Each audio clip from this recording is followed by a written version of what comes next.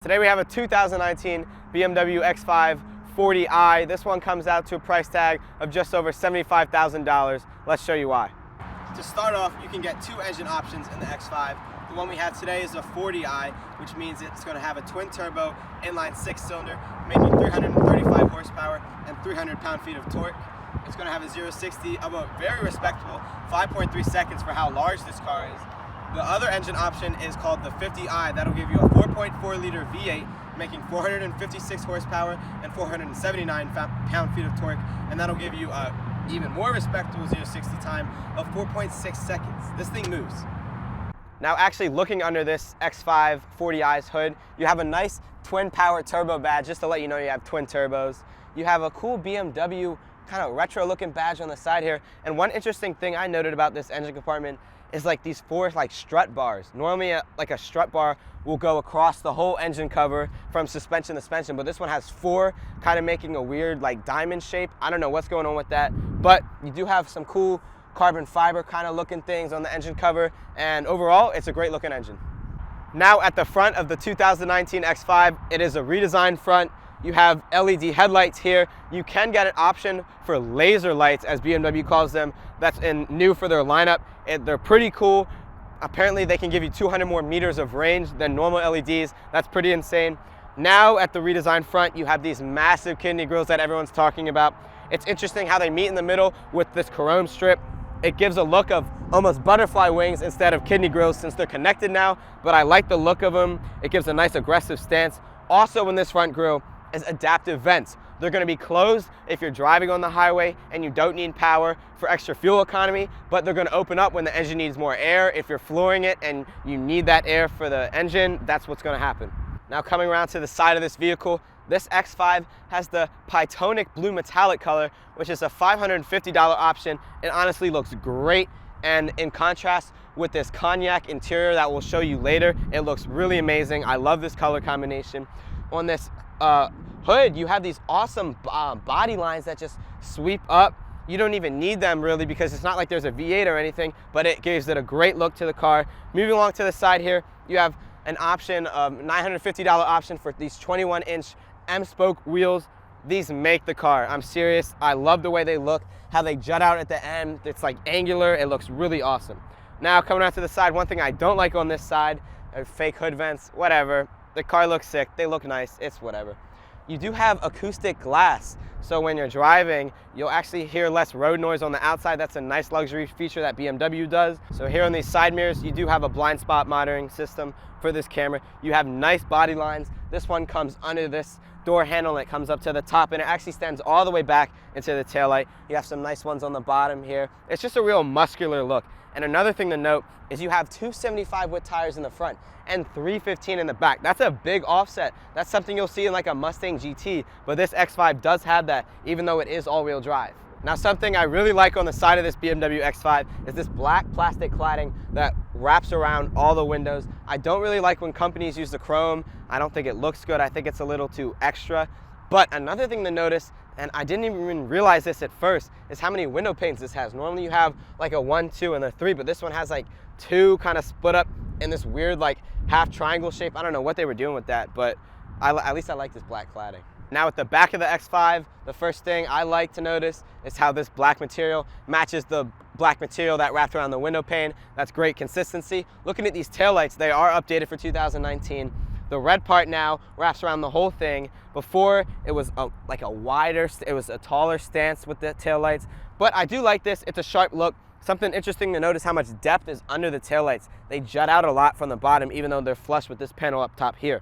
Now, another thing, these exhausts, they didn't even try to integrate it. They just said, okay, we're just gonna make it real fake. This chrome that wraps around it is massive, and the tailpipe, you can obviously see, is not connected in any way, shape, or form. Whatever. You do have a clamshell trunk. You can open it with like this. You can also open it with the key. One part will go down automatically. You can do this. It'll open up. You see a nice rubberized texture in the bed, and you can close it with one press of the button. So now we're going to move to the interior of this X5, and the first thing you're going to notice when you open the door is just how nice this door panel looks. Honestly, the quality of materials here is probably unparalleled by anything except maybe Volvo. Right here you have what I like to think is the trifecta of luxury car materials. You have leather, metal, and wood all touching in one spot. And I think this tells you a lot about what else we're gonna see in the interior. Let's step in and take a look. So we're here on the inside of the X5, and I just mentioned the materials on the door. So let's talk about the materials in the rest of the car. Honestly, when I say they are unparalleled, I am not kidding. There's so much nice wood in here along the dash. There's also very nice leather. Cole mentioned this cognac interior. It's almost like a clay colored leather. It feels pretty good. It feels like a high quality leather. It is not some fake vinyl leather. Clearly, it's well stitched and it's interestingly designed. Also, I like the materials on the steering wheel. It's a leather wrapped steering wheel in gray. For some reason, I love the look of the BMW steering wheel with the stitching in it and the small circle and the larger circle and the actual metal they use. I think it's an incredible look. You'll also find some M badges around here. That's part of the $5,800 M Sport option this vehicle has. You'll find them on the steering wheel and the door sill when you enter, among some other places. Overall, the materials in here with the metal, the wood, it's really incredible, and I think it's an amazing look. So something I do want to talk about also is the physical controls in this car separate of the iDrive system. I do want to apologize for any background noise. We do have the AC on right now. It is very hot. But so when you're looking at the controls, there are some very interesting climate controls. They have their own separate little screen. It's nice to look at. It's very clear, very snappy. And then there's very nice silver buttons for the climate control. Something else that's very nice is the knobs in this car. They all have a very nice texture to them. You can grab them and twist them. You don't have to worry about your hands slipping. A lot of thought went into them, and it's almost like a piece of jewelry. It's pretty to look at. One area of physical controls I do not like are in the center console. They're surrounded by an incredibly nice wood, which just kind of shows this car's commitment to quality. Until you look at the controls themselves, it's just like a flat square of piano black plastic buttons, and clearly no thought went into them. There's not a lot of texture. It's just like they divided up a big square of piano black pizza into lots of individual buttons, and it is my probably only gripe with this interior. So let's dig into this center console area a bit more. There is a nice place you can store your phones. You press this little button and this wood sort of panel slides up. It's a very nice looking area. There is an electric charger in there along with your cup holders. Now moving down is that area I hate so much. It's surrounded by wood, metal, and leather again, but then there's just a square of piano black along with your ridiculous BMW shifter. You do have your iDrive controls there, and we're gonna go deep into the iDrive system in a second, but other things you'll find there are some of your parking assists. You're also gonna find your engine start stop button, which I was very surprised by when I got in this car. I started looking for a button here to press, but it was down here. You'll also find your driving modes, hill descent control, along with a few other features that you would expect in a car of this price range. So one other thing in your center console, you're going to find your storage bin. This has been a point of contention between Cole and I. I personally do not like how you press this button and they open both ways. I prefer the traditional open backwards. However, Cole thinks this is more convenient. Honestly, it's going to be up to you what you like more. There is a small LED light in there that does absolutely nothing. I have no idea why they even bothered putting it in there, but there is a USB-C port for you techies, so that's something to note. So there are two big screens in this interior, and the first one is this one right in front of the driver. It has your gauges in it, your speed, your tachometer, and they look pretty cool. They're digital, they're nice and responsive, but what's more cool is that, you know, your GPS will show up in here, things like that, in this big screen with no physical gauges. What is even cooler though, it's part of a $1,700 option, is the camera that's going to be looking at you, making sure you're paying attention. This car is what is called traffic jam assist. When you're under 37 miles an hour and on a highway, the car will control steering and gas and brake. It's a very cool feature. It's $1,700 and it adds that camera and make sure you're always paying attention to the road. It's level 2 autonomy. It's almost like Cadillac's Super Cruise system. Okay, so now we're going to talk about the iDrive system. We're going to go pretty in depth here. So when I first started using the iDrive system, I was very confused because you're using this dial that also acts as sort of a lever. It's not the most intuitive system. You can kind of get used to it though. So you have your typical tabs on the left that you would expect to see in most cars, and something they each have little neat things about them. For example, the media, you can go through your presets, by just sliding your finger around these knobs. Oops, it's angry at me. But you can slide your finger along this row at the bottom. I'm not touching a screen right now. I'm touching these physical preset buttons, and you can see that's changing my preset up there. That's very neato. Now, you can go down through, your communications, where you can go into your phones and whatnot. You can go into your navigation, which, as with pretty much all car navigations right now, looks very outdated, like a GPS you would buy from Best Buy in 2005. This is a very cool menu, the car menu. You can see that you have a picture of your car show up in its paint color, which is very cool. Something Cole pointed out to me that I didn't notice is that these headlights are from last generation. You can see that those headlights curve all the way up and go up way higher than the ones in this car do. Now, you can go into the vehicle status, and this is a very cool menu. It's very well animated, very smooth, very crisp, and it tells you about how your car is doing. Something that's very neat is it tells you your engine oil level from here. That's a very useful, nice feature. And this car does have a valet mode like many other cars that you can activate from the iDrive system, and you can get various BMW apps. So other cool things include the camera menu, which you can activate by clicking a physical button. And other than that, it's a useful system. I would not say it's intuitive. If you are not good with technology, this is not the system for you to use. So if you direct your attention to the roof of this BMW, you're going to see it looks very nice. You have these very cool dome lights. They're way cooler than traditional dome lights. They're like these lines bent around each other, and they have an interesting function. You can see if you hit these individual lights, just a little teensy corner of them light up, and that's true for both of them. However, if you hit this middle button right here, they both fully light up all the way. It's a very interesting look, and clearly a lot of thought went into it. Now, what's even cooler is this giant sunroof you have. You can see right here, I can move back a piece of cloth covering the roof, and you have this giant glass panel over your head. It's a very neat look, and it makes the car feel a lot bigger. The seats in this BMW are kind of comfortable. Cole likes them a lot more than I do, but I'm going to tell you that for a luxury car, I think these are way too stiff. They are power lumbar, power adjustable. You do have adjustable bolstering, which is a very nice feature that I do like to see. Overall, while I like them, I think if I was taking a long road trip, I would need to take a break every couple hours. Back here in the back of the M5, it does feel very nice for a passenger. You all know I am a tall guy. I'm 6 feet.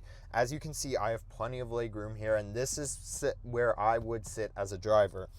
Something that I noticed that's kind of interesting is the leather on this armrest. It's not all leather. There's a little plastic sort of cubby area for you to drop things in. That is the same color as the leather. That's a very nice attention to detail, and I do really like that. Obviously, you do have to use plastic in some parts of a car. It would be impractical to try to get leather there, and I appreciate that they kept it the same color. You do have the same quality materials that you had in the front. You have these really cool door handles I didn't mention up front, but they do feel quite nice. You have speakers. You have plenty of air vents back here. There's 4 or 6 of them, I think. It's a very nice place to be. It doesn't all make sense, though. You do have USB-C chargers back here, again, for you tech people. I know everyone loves USB-C. There are these weird little sliders. We're not entirely sure what they're for, other than putting your finger in. We thought maybe they would be full-size outlets, but it doesn't appear that way. We're not really sure. If you guys know, please tell us in the comments. As for your climate controls, you do have a very nice climate control back here. It's a very nice looking screen. It's not pixelated. It's very usable. And overall, this is a very nice place to be as a passenger. So Colin and I were just about to get out and stop filming the back when he opened this rear area right now. Now, I thought we could just put in as B-roll because I thought it was just going to be your typical cup holders, but it's actually way cooler than that. You pull this down and you can pull this up and reveal sort of a nice little storage cubby, but cooler than that is the cup holders. These almost remind me of like Porsche cup holders. You push this here and then they are revealed to you. Now, how quickly it's going to be until your kids break this, I'm not sure. If you have little ones, might not be a great thing to have, but it just shows kind of how well thought out this car is in a lot of ways and is a testament to German engineering. Now about to drive the X5. Let me just put my shifter in the drive. Oh wait, it's piano black, so I got my fingerprints all over it. But good thing I'm in a $77,000 BMW, so I'm just gonna have my butler clean that while I bump my Harman Kardon audio system. Frick. Now for such a big vehicle, this does have a nice 0 to 60. I mentioned before, 5.3 seconds for the 40i, 4.6 seconds for the 50i. Now it does have paddle shifters also. So if you just put your shifter to the left, like most other cars, you can use them, and we'll get a little acceleration test for you here.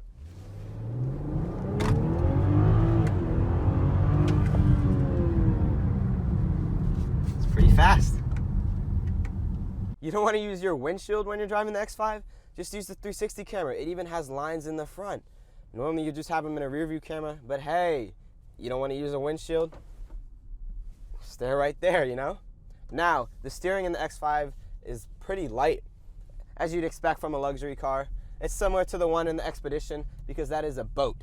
Now this X5 comes with abundance of driver assistance features. Many of them are options: adaptive cruise control, lane keep assist, reverse camera. It has like a front camera that shows where your lines are too, all sorts of 3D camera settings, and it also has automated parking. It can literally parallel park for you, as we'll demonstrate here. You put it in drive, you pull up to the spot. We want that spot up here. It'll mark the spot. It'll search for it. You come search for it. That's the one behind Jake, but we want the one behind Colin's car. So we're gonna pull up.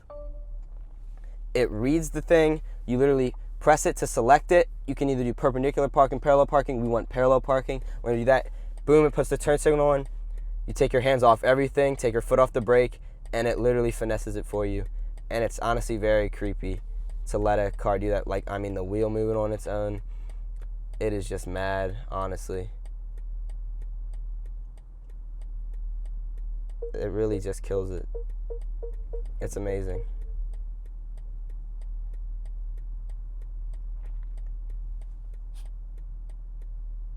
Boom.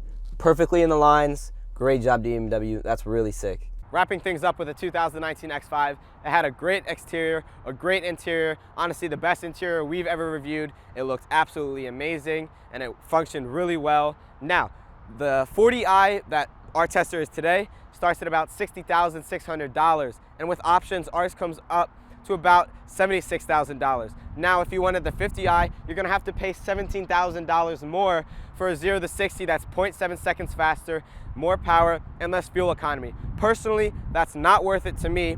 You could just get the 40i and option it out to about where the base price of the 50i starts at, which is $77,000. I recommend the 40i, but if the buyer wants the 50i and wants the more power and can justify the extra cost, go for it. Great car.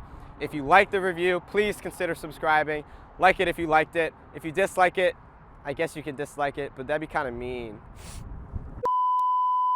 When you're driving and your brat kid in the back pushes your headrest forward.